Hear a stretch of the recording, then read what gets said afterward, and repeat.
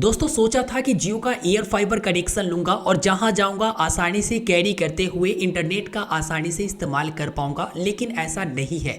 आप लोग वायर वाला फाइबर के बारे में जानते होंगे, जहां पर उनका पोल होता है, वहां से वो तार खींचते हैं और आपके घर में इंस्टॉल कर देते हैं, फिर आप इंटरनेट का लाभ उठा पाते हैं। और वहां से अगर अलग ले जाना होता है तो एड्रेस अपडेट करना होता है, और फिर एड्रेस अपडेट करने के बाद उनका उस क्षेत्र में पोल उपलब्ध रहता है, तभी वहां पर वो कनेक्शन लगाए जाते हैं। लेकिन एक चीज़ है कि एयर फाइबर उससे अलग है, लेकिन इतना भी अलग नहीं है कि आप उसे जहां जाओगे कैरी कर पाओगे, अपने बैग में रख कर ले जाओ, कहीं स्टेशन पर यूज़ कर लो, कहीं भी आप मॉल में यूज़ कर लो, या फिर कहीं भी ले जाकर आप उसे इस्तेमाल कर लो। ऐसा भी नहीं है। अगर आप ऐसा सोच रहे हैं तो बिल्कुल गलत है। इस वीडियो में कंप्लीट मैं आपको जानकारी दूंगा, और कंप्लीट जानकारी के लिए आपको ये पूरा वीडियो जरूर देखना चाहिए। क्या है जियो का एयर फाइबर, कितने में आपको मिलते हैं, इसकी प्लान कितना का आता है, कैसे आप बुक कर सकते हैं, कैसे आपके घर पर लगाए जाते हैं, इसके साथ आपको क्या क्या चीज़ें वहां पर दी जाती है, तो सब कुछ आप इस वीडियो में जानेंगे। ध्यान से आप इस वीडियो को देखिएगा। नमस्कार दोस्तों, मेरा नाम है गौतम और आप देख रहे हैं INT हिंदी टेक पर यह एक्सक्लूसिव वीडियो। सबसे पहले हम लोग इंस्टॉलेशन के बारे में जानते हैं कि इंस्टॉल कैसे किया जाता है। तो जब आप जियो फाइबर के लिए बुक करते हो, अप्लाई करते हो और आपके एरिया में अवेलेबल होता है, तो वहाँ पर सबसे पहले उनका टेक्नीशियन टीम आते हैं, इंजीनियर आते हैं और वहाँ पर आपके घर पे इंस्टॉल करते हैं। इंस्टॉल में क्या क्या करते हैं, किस तरह से करते हैं, वो समझते हैं।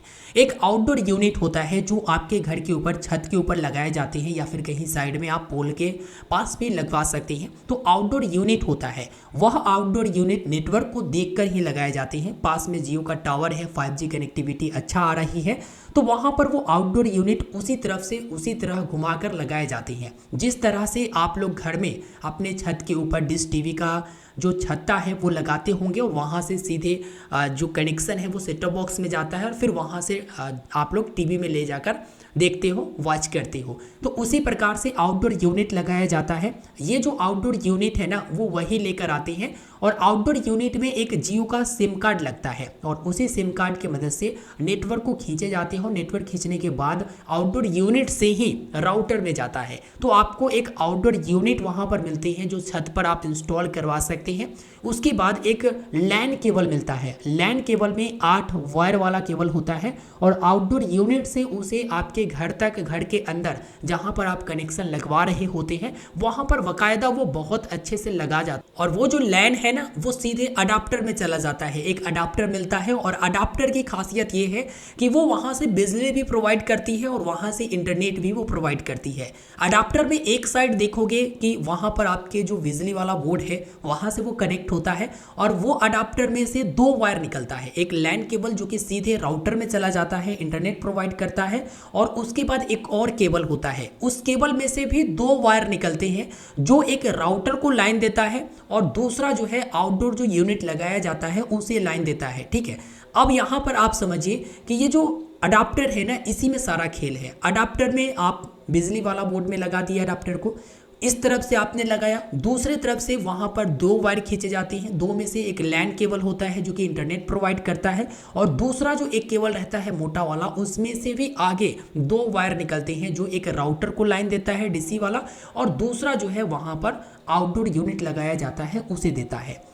और फिर राउटर में जो कनेक्शन किया जाता है उसी से घर में इंटरनेट मिल पाता है, और आप लोग इस्तेमाल कर पाते हो वाईफाई का। जो राउटर होते हैं उसमें 4 आउटपुट लैन दिया गया है और एक इनपुट लैन दिया गया है। तो इनपुट वाला में ही ये चार्जर में से जो आता है ना, वो इनपुट वाला में लगाए जाते हैं, और इनपुट से राउटर में आ जाता है, और राउटर से जो 4 लैन दिया गया है वो आप अलग अलग कनेक्शन में यूज़ कर सकते हैं, या इंटरनेट आप सीधे इस्तेमाल कर सकते हैं वाईफाई के जरिए। साथ ही अगर आप सेट टॉप बॉक्स लेते हैं तो सेट टॉप बॉक्स भी आपको इसी से कनेक्ट करके दिया जाता है, और डायरेक्ट आप इसे अपने टेलीविज़न से जोड़ सकते हैं और आनंद उठा सकते हैं। और एक और बड़ी खबर आपको बता दूं कि देखो, होता ये है कि जब आपको डिश टीवी लगाना होता है तो सबके घर पे छत्ता लगाई जाती है और वहाँ से अलग अलग कनेक्शन दिया जाता है।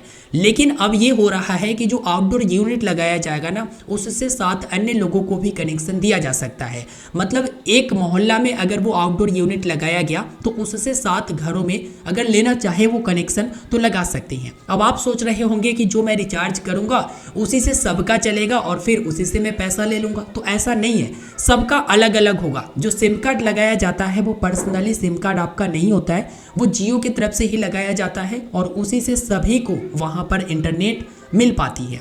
अब आप ये भी सोचते होंगे कि मैं अपने अडाप्टर से लाइन काट दूंगा ताकि वो बाकी का बंद हो जाए, तो ऐसा नहीं है। जो 7 का लगाया जाता है वो अलग अलग वहाँ पर कनेक्शन होता है। अगर आप अडाप्टर से अपना लाइन बंद करते हो तो आप अपना इंटरनेट बंद कर पाओगे, नहीं यूज़ कर पाओगे, लेकिन दूसरा का उससे बाधित नहीं कर सकते हो। अगर बगल वाले लाइन दे रहे हैं अपने फेज में तो वो इंटरनेट इस्तेमाल कर रहे हैं, उसके बगल वाले लाइन काट रहे हैं तो वही जो है इस्तेमाल नहीं कर पाएंगे, जो लाइन अपने अडाप्टर से आगे दे रहे हैं वो इस्तेमाल कर पाएंगे। तो ऐसा अगर आप सोचते हैं कि 7 कनेक्शन रहेगा, मेरे ही बिजली बिल से वो चलेगा, तो ऐसा नहीं है। सबका अलग अलग वहाँ पर लगाए जाएंगे। जो वहाँ पर इस्तेमाल करेंगे, लाइन देकर रखेंगे, उनका चालू रहेगा। जो लाइन देकर नहीं रखेंगे उनका चालू नहीं रहेगा।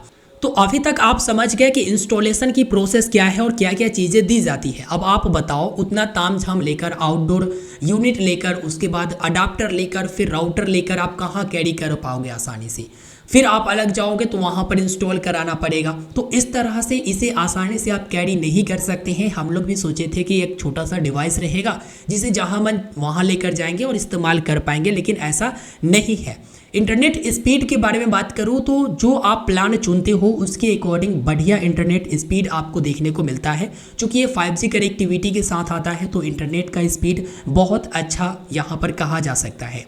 अगर मैं इसे लेने के बारे में बात करूं कि कैसे आप ले सकते हैं और प्लान के बारे में बात करूं तो आप इसके लिए सबसे पहले ऑफिशियल वेबसाइट जो जियो का है वहां पर विजिट करेंगे। इंट्रोड्यूसिंग जियो एयर फाइबर लिखा हुआ देख सकते हैं, गेट जियो एयर फाइबर लिखा हुआ देख सकते हैं। अभी जो उपलब्ध है ना वो यहाँ पर अहमदाबाद, बेंगलुरु, चेन्नई, दिल्ली, हैदराबाद, कोलकाता, मुंबई और पुणे धीरे धीरे करके और सिटीज़ में लाए जाएंगे। और ख़ास तौर पर ग्रामीण क्षेत्र को कवर करने के लिए ये चीज़ें लाई गई है कि ग्रामीण क्षेत्र में इनका वायर वाला नहीं पहुँच पाता है, लेकिन ये एयर फाइबर वो लगा सकती हैं। अगर जियो एयर फाइबर के प्लान के बारे में बात करूं तो देखो यहाँ पर 599 प्लस GST आता है।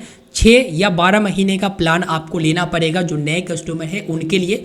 वो इसलिए ताकि आप 6 या 12 महीने के प्लान लेते हैं तो जियो का एयर फाइबर आपको फ्री में वो लगा कर जाएंगे, मतलब एयर फाइबर की कीमत आपसे नहीं लेंगे। इसके बाद आप देखेंगे व्यू डिटेल पर प्लान के बारे में क्लिक करूँ तो प्लान की वैधता 30 दिनों के लिए रखी गई है। वही स्पीड अप टू 30 Mbps आपको मिल जाएगा। हालांकि एयर फाइबर की प्राइस जो है प्लान का वो ज़्यादा मिलेगा अकॉर्डिंग टू वायर वाला फाइबर, ठीक है। आप देखेंगे डाटा जो है अनलिमिटेड दिए जाते हैं और 550 टीवी चैनल्स आपको मिल जाते हैं, ठीक है।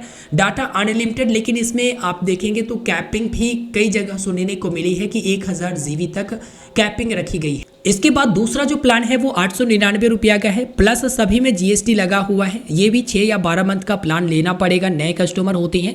इसमें unlimited data up to 100 Mbps का आपको मिल जाता है।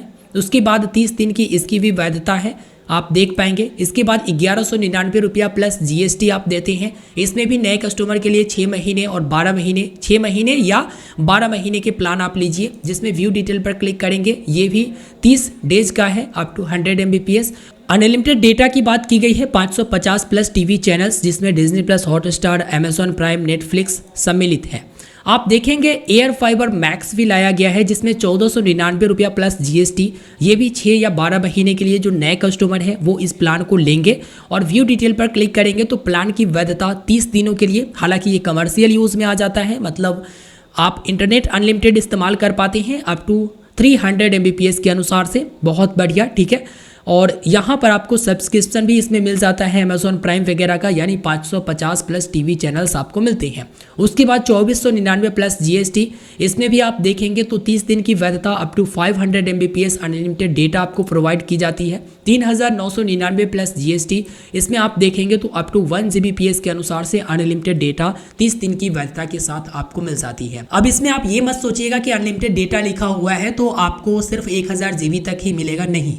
इसमें आप अनलिमिटेड यूज़ कर पाएंगे, चूँकि ये कमर्शियल वाला प्लान आ जाता है। आप लोग इतना ज़्यादा अमाउंट दे रहे हैं तो कैसे 1000 GB तक मानोगे। अप टू 1 Gbps के अनुसार से यहाँ पर स्पीड इसमें देखने को मिलती ही है, और बाकी यहाँ पर टर्म्स एंड कंडीशन आप देख ही सकती हैं।